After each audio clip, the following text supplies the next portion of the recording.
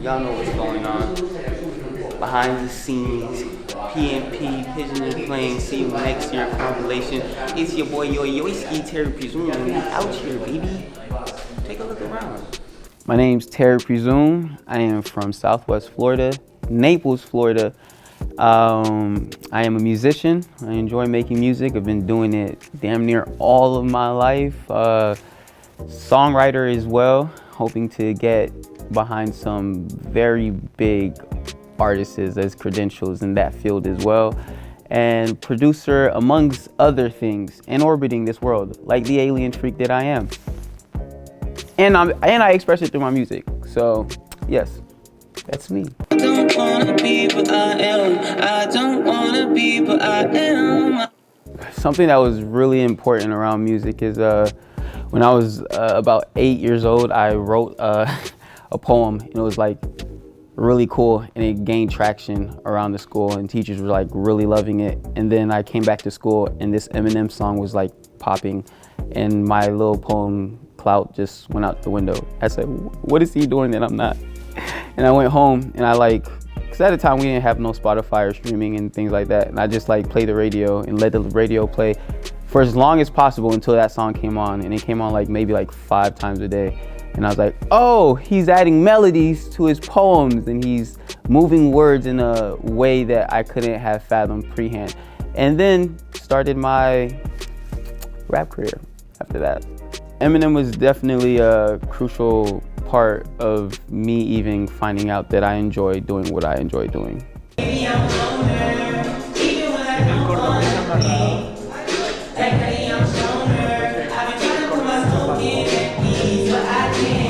Next year, I see myself touring the world,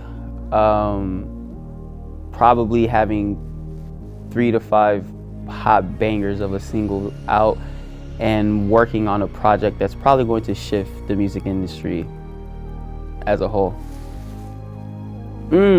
Paris. I don't know why, but Paris for sure. London as well. I want to go out and perform in London. I want to do little small shows like in random places where people like don't really expect people to like do these shows at, and just kind of just like pop up and kind of just resonate with the small town kids. Because I feel like small town kids have big voices.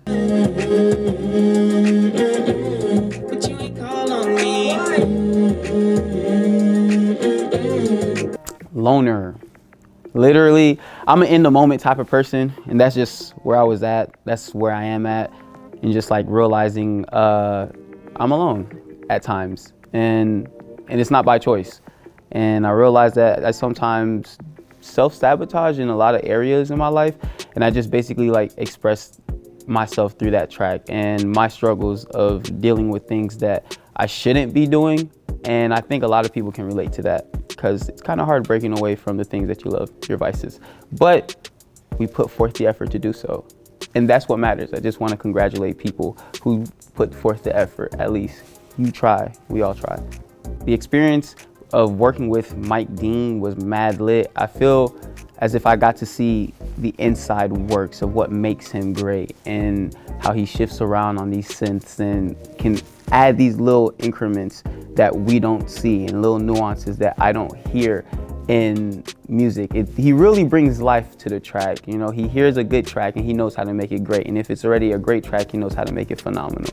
And if it's a phenomenal track, I can only imagine what he could do with that. So yeah, working with Mike Dean on this one was extremely lit. It was mad fun, and I learned a lot. I basically got to sit back and learn a lot, and yeah, I enjoyed it a lot.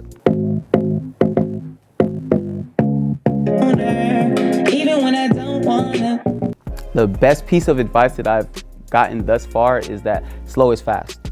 At times I find myself doing things a lot speedy, not because I rush things, but because that's been my workflow. So I'm able to kind of create really fast, and I kind of like sometimes rush decisions. But as of recently, one of the most like critical, piece of advice that I've gotten from somebody is that slow is fast. And it's the truth. Slow really is fast. Take your time with what you're doing. Let it sit with you, let it marinate, and readjust wherever you feel need be, because you're a better version of yourself tomorrow, always.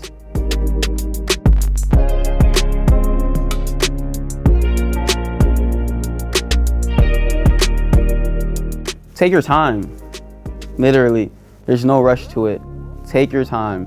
Hone in your creativity, you know, learn how to wield your sword and craft everything out. You don't have to rush anything. It doesn't have to be perfect as well.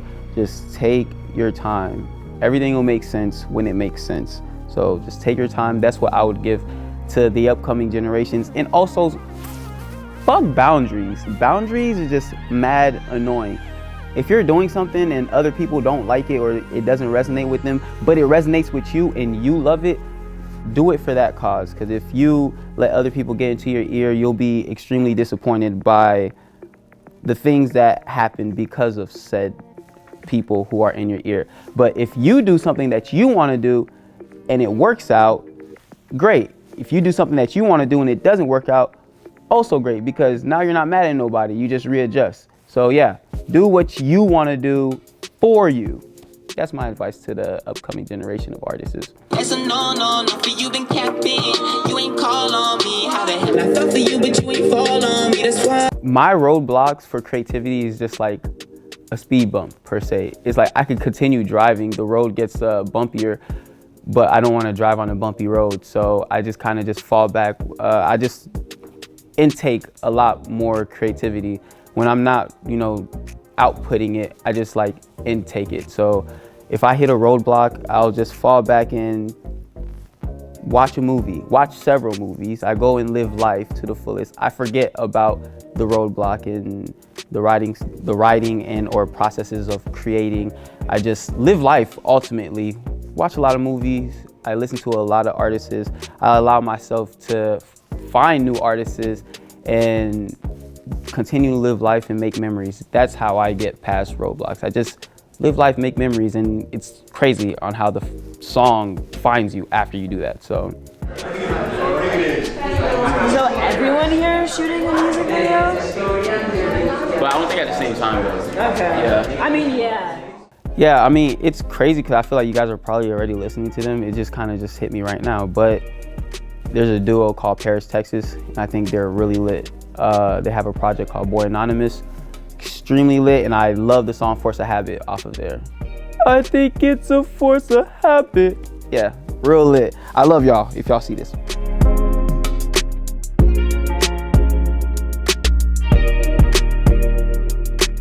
So much people have actually played a huge role, so it's kind of like a mixture of a lot of people. But if I had to say one person who's extremely like impactful and was there like throughout the majority of my journey, it'd have to be Lil Wayne.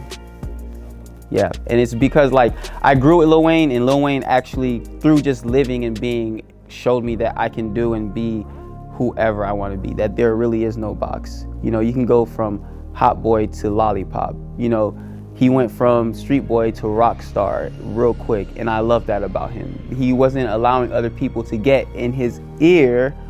He just did what he wanted to do and how he felt, and that's what I take from him a lot of the time.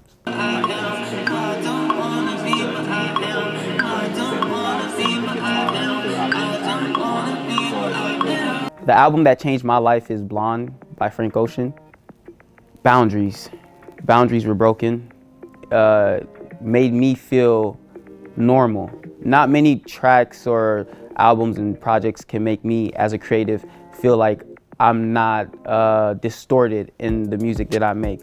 And listening to that project for the first time, I was completely sauced out too, by the way. It's probably the only thing that's ever went right throughout my entire life of having little LSD trips.